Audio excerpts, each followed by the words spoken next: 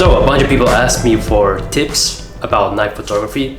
So in this video we're just going to go over the settings or the basics of setting up your camera for night photography. So generally speaking, your goal is to keep your ISO setting as low as possible, because those higher ISOs always add a lot of noise into your photos, and that can quickly start looking very unprofessional if it's too high.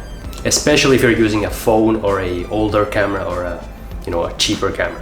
So the easiest and the most obvious way to keep your ISO low is to use a long shutter speed. And for this you'll obviously need a tripod.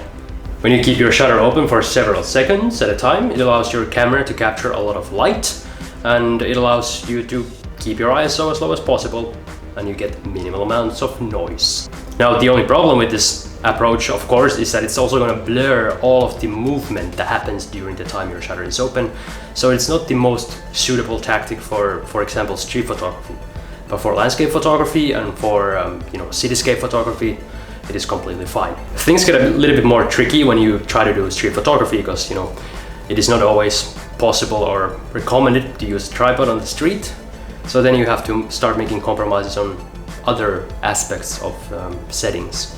In street photography also, even if you do shoot handheld, you cannot drop the shutter speed too low, because if you do, you're gonna get some blur in the movements when people move around, and usually that is not desired. I mean, obviously it is up to your personal taste and what you're trying to achieve with the photo, but generally if you want to freeze movement, then you have to use a relatively fast shutter speed. My recommendation would be about 1/100th of a second or slightly faster for street photography.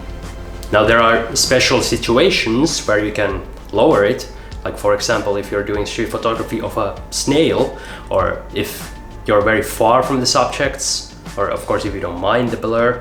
Also when a subject is moving directly away or towards your frame, that's when you can get away with slower shutter speed, because the perceived movement isn't as much as it would be if the subject was moving this way around. The exact slowest shutter speed kind of varies by person and by camera and by scene, so you kind of have to just experiment to find it.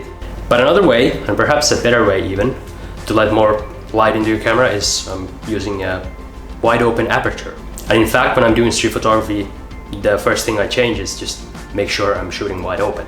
This is also why I recommend people to just ditch their zoom lenses, ditch their kit lenses, and get a really nice prime lens, so you can open your aperture as wide as possible to let in as much light as possible.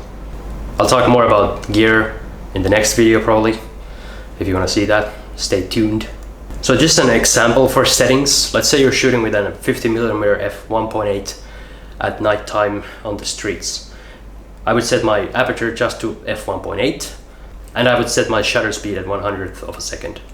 And then hopefully I would get away with shooting whatever ISO was necessary to fill up the exposure to a good enough point. On my Sony, the highest possible ISO that I'm comfortable using without getting too low in quality is about 6400, but that depends on the camera. I used to have an Olympus OMD EM10. With that camera you couldn't really go much higher than like 2000, so it really depends. On a phone I don't want to go above 800 if I don't have to. Now after you figure out your optimal compromise when it comes to settings, there's a couple more things you can do to get even more out of your night photography. First, you should always be shooting RAW. There's really no reason not to shoot RAW. Even some phones these days can shoot RAW. It's just a format that captures more data, in case you don't know about that already. And it's easier to rescue bad photos and increase the exposure, because there's just more data recorded in the file compared to a JPEG. And second, I would suggest, instead of shooting for the perfect frame in camera, shoot for the edit. And this often means shooting underexposed, up to 1 or 2 stops underexposed.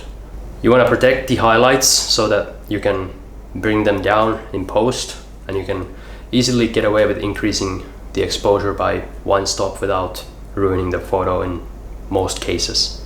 In fact, in my opinion, in most cases it is better to increase the exposure in post, as long as it's 1 stop or 2 stops at most, because sometimes, especially with worse cameras, the ISO that is inside of the camera is basically doing the same thing, but just worse. So you're just better off underexposing a little bit when it comes to night photography to get the optimal result. If you want to know more about editing, by the way, I have some more videos on this channel. You can check them out, and there's probably more to come.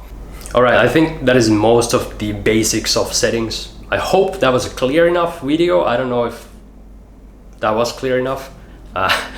If you have any questions, you know what to do. You need to shout them from the mountaintops and leave a comment below. And yeah, I'll see you in the next one. I'll talk more about the gear side of things. As always, thanks for watching and see you next time.